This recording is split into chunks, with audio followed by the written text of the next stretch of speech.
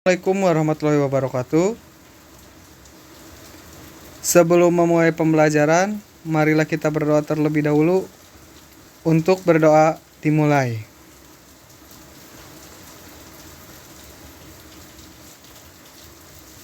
Berdoa selesai. Nah, untuk sekarang ini kita masih pada pembahasan firewall pada jaringan VoIP, yang dimana pertama kita akan bahas mengenai konsep firewall pada jaringan komputer. Di sini internet itu merupakan sebuah jaringan komputer yang sangat terbuka di dunia. Konsekuensinya yang harus ditanggung adalah tidak ada jaminan keamanan bagi jaringan yang terhubung ke internet. Artinya, jika administrator jaringan tidak hati-hati dalam mengatur sistemnya, maka kemungkinan besar jaringan yang terhubung ke internet akan dengan mudah dimasuki orang dari luar yang tidak diundang.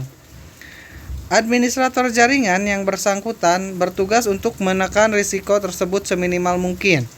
Pemilihan strategi dan kecakapan administrator jaringan ini akan sangat membedakan apakah suatu jaringan mudah ditembus atau tidak. Nah, jadi internet itu merupakan jaringan komputer yang dimana apabila kita terhubung ke internet tersebut, tidak ada jaminan bagi kita bahwa data yang kita miliki itu aman. Artinya bisa saja kita terkena hacking dan lain-lain. Nah, di sini ada yang namanya firewall. Nah, firewall itu adalah yang memberikan keamanan kepada kita ketika terhubung ke dalam suatu jaringan komputer, khususnya di sini internet. Selanjutnya, kategori keamanan pada jaringan komputer itu dibagi menjadi 5. Yang pertama ada confidentiality, yaitu memberi persyaratan bahwa informasi atau data hanya bisa diakses oleh pihak yang memiliki wewenang. Yang kedua, integrity, yaitu memberi persyaratan bahwa informasi hanya dapat diubah oleh pihak yang memiliki wewenang.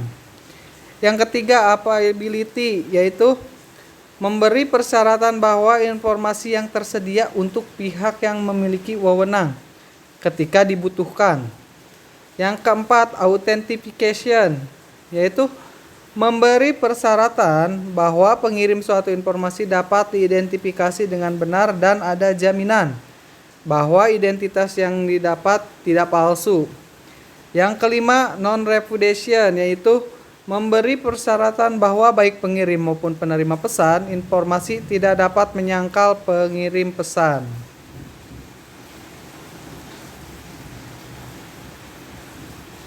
Nah, selanjutnya ada kategori gangguan pada jaringan komputer. Nah, biasanya ketika kita terhubung ke jaringan internet atau jaringan komputer tersebut, ada 4 kategori gangguan pada jaringan tersebut, gangguan keamanan khususnya ya. Yang pertama ada interruption, itu merupakan suatu aset dari suatu sistem diserang sehingga tidak tersedia atau tidak dapat dipakai oleh yang berwenang. Contohnya seperti ini: perusakan atau modifikasi terhadap piranti keras atau saluran jaringan. Yang kedua ada interception, yaitu merupakan sebuah pihak yang tidak memiliki wewenang mendapatkan akses pada sebuah aset. Contohnya yaitu penyadapan pada suatu jaringan. Jadi misalkan kita sedang berkomunikasi nih, misalkan dengan teman kita, tiba-tiba ada pihak lain yang mengakses komunikasi kita, otomatis percakapan kita itu sudah tersadap oleh orang tersebut. Nah, ini disebut dengan interception kategorinya. Yang ketiga ada modification, yaitu merupakan sebuah pihak yang tidak memiliki wewenang tetapi dapat melakukan perubahan pada sebuah aset. Contohnya adalah perubahan nilai pada file data dan modifikasi pesan yang sedang ditransmisikan dalam jaringan. Nah, jadi orang yang tidak mempunyai hak tapi dapat mengedit aset tersebut, misalnya seperti ini. Rekening bank itu kan yang dapat melakukan pengeditan nilai saldonya itu adalah pihak bank. Nah, ini karena ada gangguan bisa pihak luar itu mengedit saldo tersebut. Nah, ini disebutnya dengan modification kategorinya. Yang keempat ada fabrication, itu merupakan sebuah pihak yang tidak memiliki wewenang menyisipkan objek yang palsu ke dalam aset. Contohnya adalah pengiriman pesan palsu terhadap seseorang. Nah, ini biasanya banyak sekali terjadi. Biasanya lewat SMS. SMS juga itu kan termasuk sebuah jaringan ya. Nah, biasanya kan suka banyak SMS penipuan, SMS palsu. Misalkan contoh, Anda mendapatkan undian dari PT Shopee Indonesia, bla bla bla bla, klik link berikut. Nah, yang seperti itu termasuk ke dalam fabrication. Nah, dari keempat kategori tersebut, biasanya itu dikenal 4 istilah. Yaitu yang pertama ada hacking, yang kedua ada phishing, yang ketiga ada deface, yang keempat itu carding. Yang pertama hacking, ini pasti sudah tidak asing di telinga kalian. Yang dimana hacking itu adalah kegiatan menerobos program komputer milik orang atau pihak lain. Yang dimana pelakunya itu disebut sebagai seorang hacker. Yang kedua ada phishing. Nah, phishing ini banyak sekali nih di SMS penipuan itu melakukan phishing, adalah kegiatan memancing pemakai komputer di internet agar mau memberikan informasi data diri pemakai seperti username, kata sandi pada suatu website yang sudah di-deface.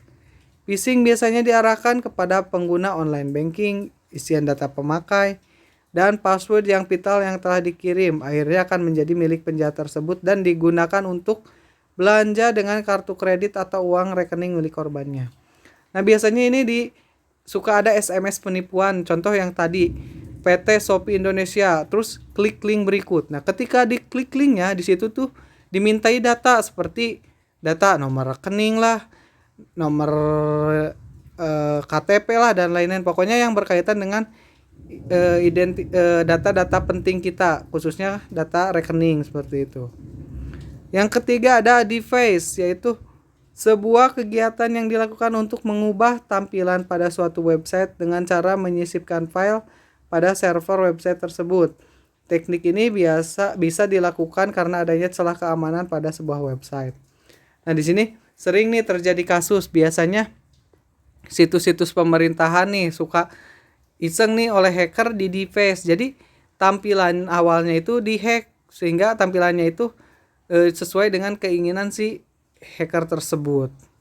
Yang keempat ada carding, adalah berbelanja menggunakan nomor atau identitas kartu kredit orang lain yang diperoleh secara ilegal, biasanya dengan mencuri data di internet.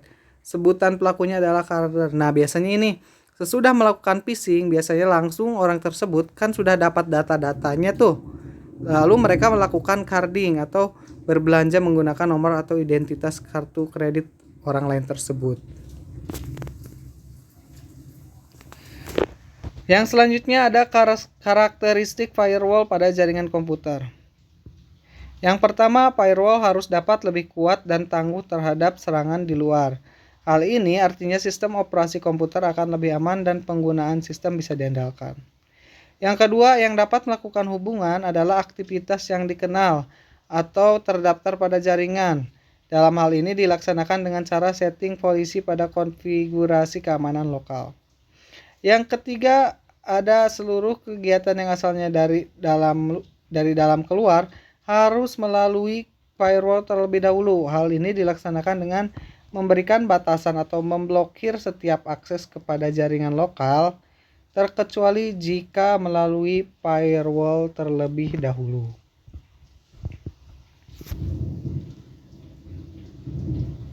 Yang selanjutnya ada jenis-jenis firewall berdasarkan cara kerjanya. Ada 4, yaitu ada yang cara kerjanya menggunakan packet filtering gateway, kedua application layer gateway, yang ketiga circuit level gateway, dan yang keempat stateful multilayer inspection firewall. Nah, di sini packet filtering gateway intinya itu setiap paket datanya itu hanya difilter di bagian internet layer seperti itu. Nah, lihat di gambar. Untuk penjelasannya bisa kalian baca sendiri.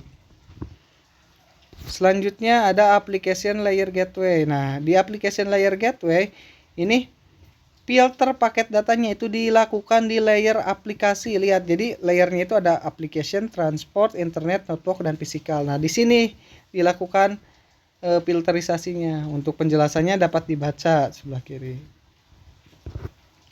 Yang selanjutnya ada circuit level gateway, yaitu untuk pemfilterannya itu dilakukan pada transport layer.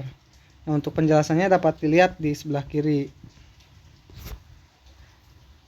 Dan yang selanjutnya adalah stateful multi layer inspection firewall, yang dimana model firewall ini menggabungkan dari ketiga firewall sebelumnya. Jadi pemfilterannya itu ada pada bagian aplikasi, pada bagian internet layer, dan juga transport layer. Jadi digabungkan ketiga-tiganya. Nah, mungkin untuk pertemuan kali ini itu saja yang dapat saya sampaikan. Apabila ada pertanyaan, silakan ditanyakan. Sekian dan terima kasih. Wassalamualaikum warahmatullahi wabarakatuh.